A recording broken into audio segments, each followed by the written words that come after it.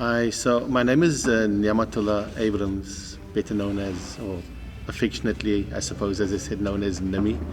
Um, I grew up all my young life in Wynberg, born here in 1967, um, and I lived opposite the Lakshorama in Mars Road. So that is before the area got built up a little bit. From our front door, you could see straight into Park Road, into the Lakshorama. And at that stage, right at the back of us, the wash house was still very much there. I think it was in the 70s that the wash house got demolished, but it left a lot of open space. Often jumped over the back wall right into the park, and that was young life really. I attended Douglas Road Primary School. So the walk from home to school was something like about 10 minutes at most.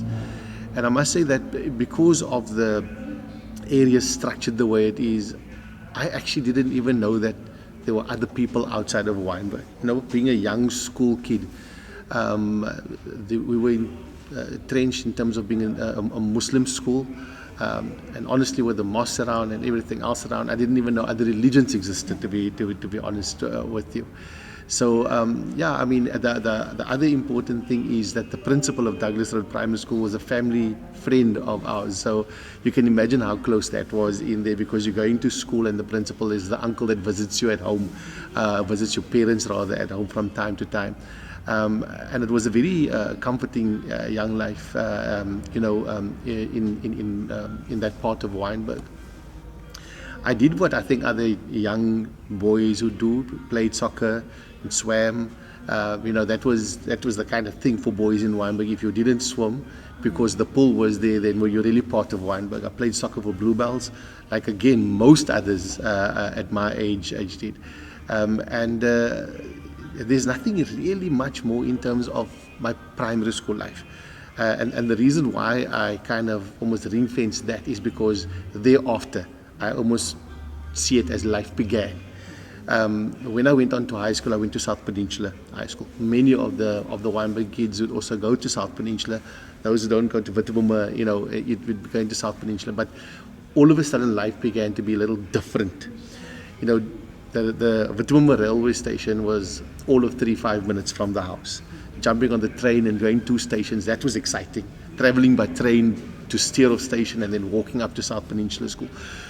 But the important thing is getting to South Peninsula and going into an assembly and saying our father was something foreign, totally foreign to me, because all of a sudden another religion kind of came into play. And then also, coming into contact with what we then got taught as white people, because you walk through Steerhof and, these things start conceptualizing. It was 1980 by the time I arrived at high school. It's at the time where unrest, in fact, school boycotts became something. 1976, I know we were at primary school ducking under tables when sirens went off and all those kind of things, but it really didn't resonate at that stage yet. Only when you got to high school, it started making a little bit more sense now. My eldest sister was in matric in 1976. My younger sister was in matric in 1980. That's when I arrived at high school. And it's there where I met a very good friend, lifelong friend, who was at Methodist Primary in Wynberg as well. We both landed up there, Sean Atskins. And I had a love for swimming. And the school year began, and the swimming gala, in fact, took place. And there I went off to go and swim in the gala. I came in on 3rd place at that stage. And what had happened was that Sean, in fact, noticed me. When Sean, in fact, saw me coming in at 3rd place in the gala, he said to me, "Listen, don't you want to come swim in our gala, man, in Scouts?" I didn't know what Scouts was about. I've never heard of Scouts before. And only after I joined Scouts did I realize that my father was a Scout. Dr. Gurmud from Wynberg was running a group, 3rd Wynberg Scouts, was a Muslim group, but they seem to have fizzled out and died out probably somewhere around the 50s or early 60s. So by the time I came about, it wasn't there. And so there I went off to this group of young boys meeting on I think it was a Wednesday night we used to meet back then. And we met in Innes Road. Next to the youth center, there was a little annex, a small little, almost room, so to say. We met there, and I started my journey in terms of Scouts. I love the outdoors, so things kicked in and it started making sense. Went to the galas, and they got first place, was like thrilled, over the top in terms of that. And that is really where my life started taking a bit of a different turn in Wynberg. I love my youth years in scouting. I'm part of church parades, me who didn't know anything about the next religion, all of a sudden walking into a church with a flag on a Sunday morning and being part of all of that. And I went on, and my journey in scouting, in fact, which started there, was quite, and is still quite a colorful one, in that I went on to become a Springbok Scout and a level above being a Chief Scout. So really achieved much in terms of that. In the meanwhile, life had gone on. I changed schools from South Peninsula. I went to Cressway, subject choices and the likes thereof. And again, the funny thing at high school was that between Sean and myself, Mr. Morat was the principal at South Peninsula. We used to do August deliveries in the afternoon, and Mr. Morat is the one person that we delivered August to, and we kind of alternated. So it's very funny, you're delivering the principal's August, and we had a very good relationship. A little bit of playful, but very good relationship with the principal of the school. Like I said, I left there at the end of then Standard 7, now Grade 9. I left there to go to Crestway, subject choices that I wanted, and made a whole lot of new friends over there. So from a scout perspective, I was the only Muslim kid that was in this group, the scout group over here, and it was challenging at times. There's a lot of respect, especially when it came to things like Ramadan and the likes thereof, your friends, or everybody wants to share in the buka stuff and then those kind of things. But there was a lot of respect around it as well, and my understanding of Easter, for example, and Lent and Christmas and the likes, those things all grew. And thereafter, I carried on, finished matric, and I went to study at Wesley College of Education, became a teacher, and I actually went to go and teach at Harold Christie High School, in fact, for 13 years thereafter. In that time, I got married, and I moved out of Wynberg at that stage. In fact, before I really moved, just before I got married, or just after I got married rather, my dad passed on. So we got married in June, and my dad passed on in September. My mom and dad had a hardware store in Strand. My mom actually worked at Kismet all the way down the road, and she went on to, in fact, have they got a hardware store going in Strand. And my dad and, in fact, mom were going to move out over there, and they did it. So for 6 months, I actually moved with my mom and my new wife to the Strand. So my dad passed on, and my mom had a business. Dad and mom had a business in the Strand, and I then, with my new wife, went to go live in the Strand for 6 months, commuting in and out from time to time into Wynberg. And at that time, I started teaching. I was teaching at Harold Cressy. But Wynberg was still obviously where youth development was taking place. So I, in fact, took a very short break from Scouts, and I recall. My grandfather was very involved in the Castletown Road Mosque and had bought tickets for the food fair. So I went to the food fair, supported it as one normally would, went to the food fair, and at the food fair, a lady by the name Ajira Inos, in fact, pointed me out and said, "Hey, speak to that guy about Scouts." I then went across to the Vigilance, where first Western Scout group was meeting. Now, me being that close to the Vigilance, I said, no ways, there's no ways. I would have known, because of my involvement in Scout, I would have known that they're there. And I didn't, in fact. And I went there. The guy that was running the Scout group was from Salt River, and he traveled from Salt River to Witboom every Friday night by train. And when he realized that I had the ability to run this, he said, okay, guys, you sorted out 9. He was gone. And there I was, I think, 2 or 3 weeks in, and I started running this scout group. That was first Witten Scout Group. And I went on running the scout group until 1999, in fact. We were at the Vigilance. We had some good engagement with Park Road Mosque. We did some meetings there, which was really awesome to, in fact, integrate. And then... we moved from there eventually to, I think it's Balper Road, is where the bridge is up on the upper side of Wynberg. Under the bridge, the council, in fact, had a venue over there, so we eventually moved into that venue. That was the development of Muslim scouts within the Wynberg vicinity. Even though it was called Witten, it drew a lot of kids from Wynberg, and we got the youth going. Now, you can, if I backtrack to, what was it, 1980, 81, 82, I was the only Muslim kid there. So this was really a bit of a dream come true, and an investment within the community over here with kids that never had that exposure. Remember, I said around about, I think, early 70s or late 60s, the third Wynberg group died out. But this was a kind of almost a resurgence of that, which was really great. And you know what? One wants to see diversity. You don't want to have scouting, for example, only within the Christian community. You want it all over the show. So this was really great in that regard.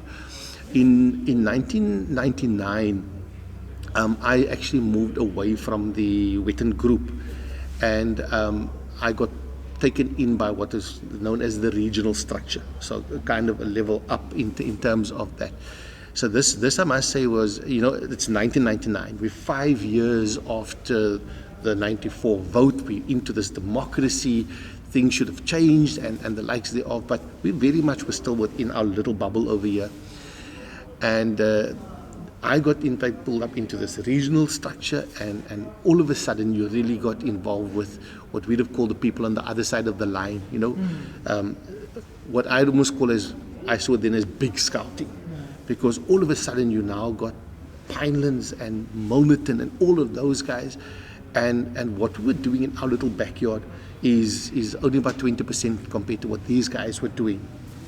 And again, my involvement, even though it was at a regional level, I still had one hand in Wynberg and what is known as the Constantiaberg district, which is around all the groups around here, including Kenilworth and Wynberg, and down to what's called Naruna in the lower Plumstead area, and Plumstead Scouts and Plumstead Scouts down at Gilray. So we still had, as much as the racial divides were dropped, people were still kind of in pockets all over the show, and slowly started integrating as it went along.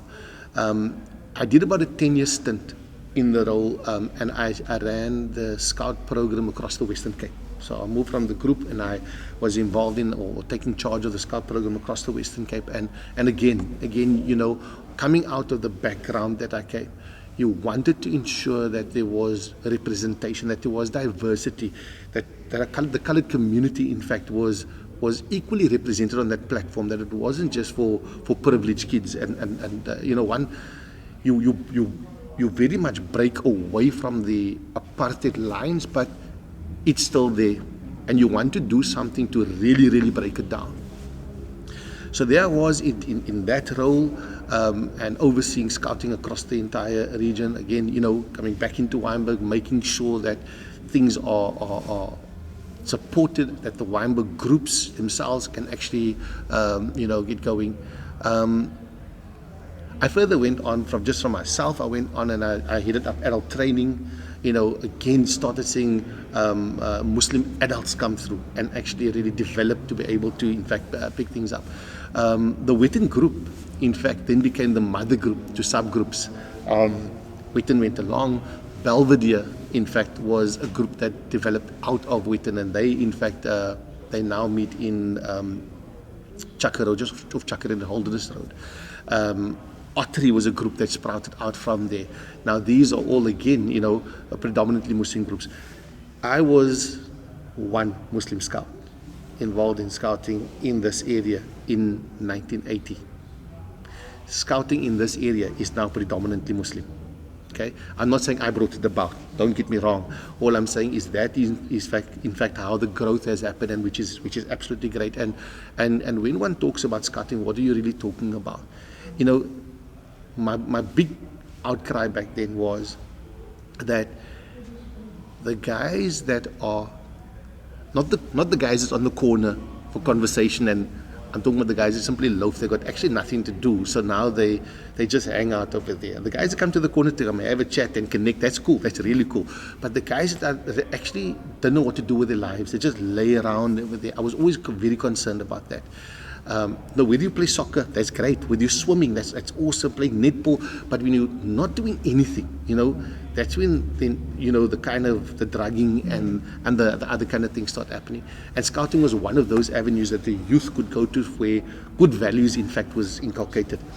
So I've always had this very hard drive to, in fact, get that kind of thing going. Now, whether if I was soccer crazy and I did same thing over there, same thing. It doesn't really matter what it is. But that's why it was important to, in fact, get the youth involved in these kind of things. I went on from the position I was overseeing the Scout program, and again got drawn back into the area around about 2016, in fact.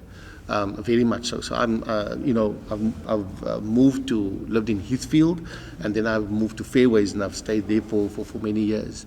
And at the end of 2016, early 2017, a guy by the name of Ahmed Solomon. Ahmed actually lives in Prince George Drive. Ahmed, in fact, got involved in a project called Scouting in Schools. And that is really to take, through a government project, managed to take scouting to the underprivileged in schools, where the government pays for the program to run. And up until recently, I headed up that program. So from 2017 until earlier in this year, I was heading up that program. Ahmed was a project manager, and we've in fact managed to ignite scouting for 2,880 kids in schools across Mitchells Plain, Khayelitsha, Gugulethu, and now as far afield as George. And again, I go back to my point around the fact that now we've got skills that we in fact imparting with these kids, leadership skills we kind of develop with them, and you're saving that child from actually just not going anywhere in a good way, going, idling around. So that is an awesome program that we managed to initiate. It also then gave initial jobs to people between the ages of 18 and 25, so under the youth bracket, through the Job Skills Fund, and they in fact have a stipend. They get into the program for 1 year. So by the end of that year, they got a CV, they've been through some interview training, they've developed some sort of record in terms of the fact that from an employment perspective, and it's easier for them then to in fact move into the workspace to find a job. So my day job is that I run a number of call centers. I work for the Merchants Group. I run a number of call centers, and it's crazy how this on this side, which is a volunteer thing, how that feeds across, because once these guys have done a year on this side, we look for people. So we cross them into that space, and we get them employed.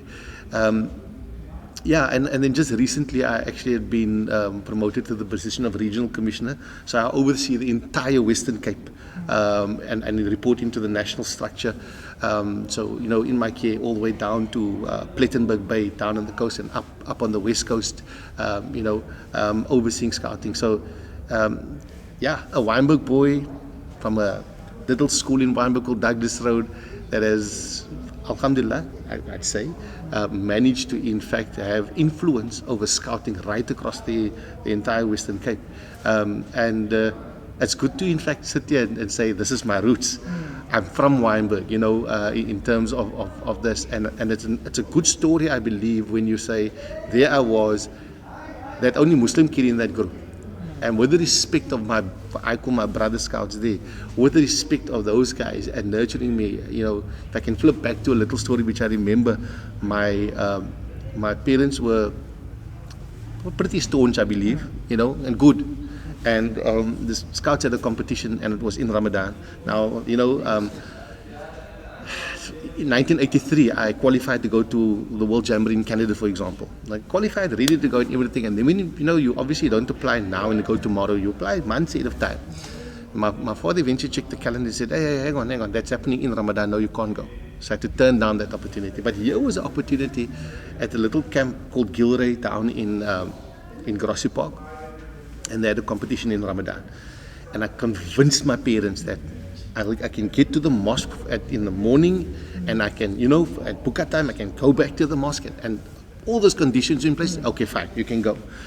And you know what the beauty of that is that the way the competition was structured, the guys had to work right through the night.